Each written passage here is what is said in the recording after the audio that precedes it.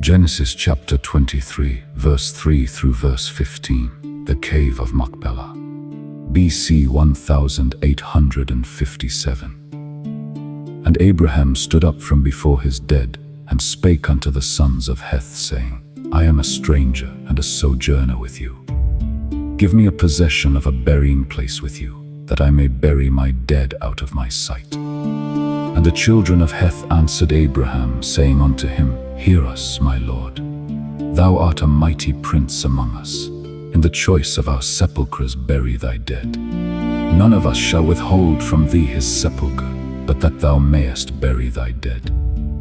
And Abraham stood up, and bowed himself to the people of the land, even to the children of Heth. And he communed with them, saying, If it be your mind that I should bury my dead out of my sight, hear me, and entreat for me to Ephron the son of Zohar, that he may give me the cave of Machpelah, which he hath, which is in the end of his field.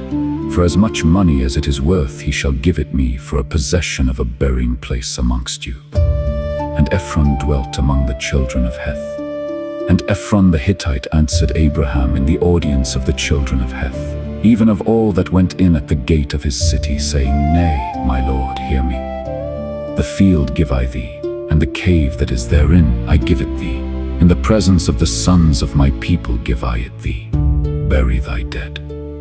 And Abraham bowed down himself before the people of the land. And he spake unto Ephron in the audience of the people of the land, saying, But if thou wilt give it, I pray thee, hear me. I will give thee money for the field, take it of me, and I will bury my dead there. And Ephron answered Abraham, saying unto him, My lord, hearken unto me. The land is worth 400 shekels of silver. What is that betwixt me and thee? Bury therefore thy dead. Here is the humble request which Abraham made to his neighbors, the Hittites, for a burying place among them. Genesis chapter 23, verse 3 and verse 4. It was strange he had this to do now, but we are to impute it rather to God's providence than to his improvidence, as appears. Acts chapter 6, verse 5, where it is said, God gave him no inheritance in Canaan. It were well if all those who take care to provide burying places for their bodies after death were as careful to provide a resting place for their souls. Observe here, 1. The convenient diversion which this affair gave, for the present, to Abraham's grief. He stood up from before his dead. Those that find themselves in danger of over-grieving for their dead relations, and are entering into that temptation, must take heed of poring upon their loss and sitting alone and melancholy. There must be a time of standing up from before their dead and ceasing to mourn. For thanks be to God, our happiness is not bound up in the life of any creature care of the funeral may, as here, be improved to divert grief for the death at first, when it is most in danger of tyrannizing. Weeping must not hinder sowing too. The argument he used with the children of Heth, which was this, I am a stranger and a sojourner with you.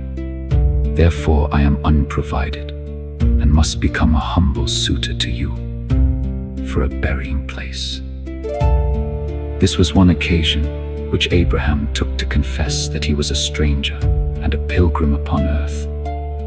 He was not ashamed to own it thus publicly. Hebrews chapter 11, verse 13 note, the death of our relations should effectually remind us that we are not at home in this world. When they are gone, say, we are going. 3. His uneasiness till this affair was settled, intimated in that word, that I may bury my dead out of my sight. Note, death will make those unpleasant to our sight who while they lived were the desire of our eyes. The countenance that was fresh and lively becomes pale and ghastly, and fit to be removed into the land of darkness. While she was in his sight, it renewed his grief, which she would prevent. The generous offer which the children of Heth made to him. Genesis chapter 23, verse 5 and verse 6. They compliment him, one, with a title of respect. Thou art a prince of God among us, so the word is. Not only great, but good. He called himself a stranger and a sojourner. They call him a great prince. For those that humble themselves shall be exalted. God had promised to make Abraham's name great too, with a tender of the best of that burying place's note.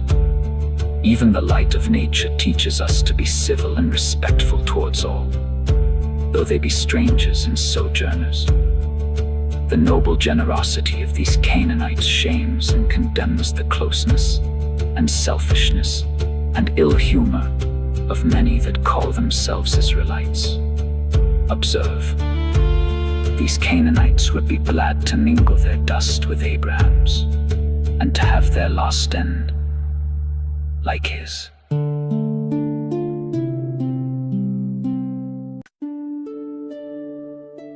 The particular proposal which Abraham made to them, verse 7 through verse 9. He returns them his thanks for their kind offer, with all possible decency and respect. Though a great man, an old man, and now a mourner, yet he stands up and bows himself humbly before them. Verse 7. Note, religion teaches good manners, and those abuse it that place it in rudeness and clownishness. He then pitches upon the place he thinks most convenient, namely, the cave of Machpelah, which probably lay near him and had not yet been used for a burying place. The present owner was Ephron. Abraham cannot pretend to any interest in him, but he desires that they would improve theirs with him to get the purchase of that cave and the field in which it was. Note, a moderate desire to obtain that which is convenient for us by fair and honest means is not such a coveting of that which is our neighbor's as is forbidden in the 10th commandment. The present which Ephron made to Abraham of his field. The field give I thee. Genesis chapter 23, verse 10 and verse 11. Abraham thought he must be entreated to sell it, but upon the first mention of it, without entreaty, Ephron freely gives it. Some men have more generosity than they are thought to have. Abraham, no doubt, had taken all occasions to oblige his neighbors and do them any service that lay in his power. And now they return his kindness. For he that watereth shall be watered also himself. Note, if those that profess religion adorn their profession by eminent civility and serviceableness to all, they shall find it will rebound to their own comfort and advantage, as well as to the glory of God. Abraham's modest and sincere refusal of Ephron's kind offer. Genesis chapter 23, verse 12 and verse 13. Abundance of thanks he returns him for it.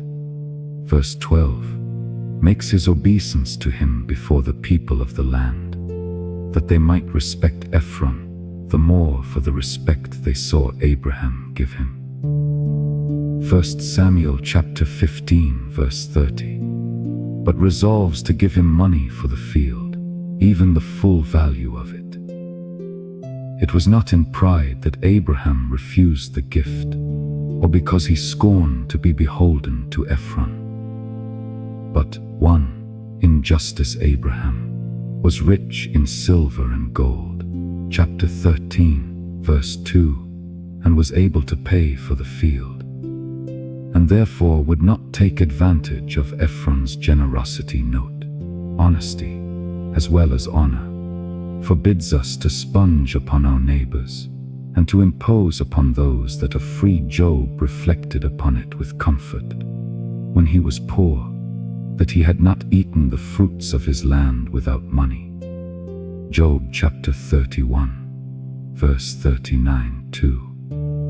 In prudence, He would pay for it lest Ephron, when this good humor was over, should upbraid him with it, and say, I have made Abraham rich, chapter 14, verse 23, or lest the next heir should question Abraham's title, because that grant was made without any consideration, and claim back the field.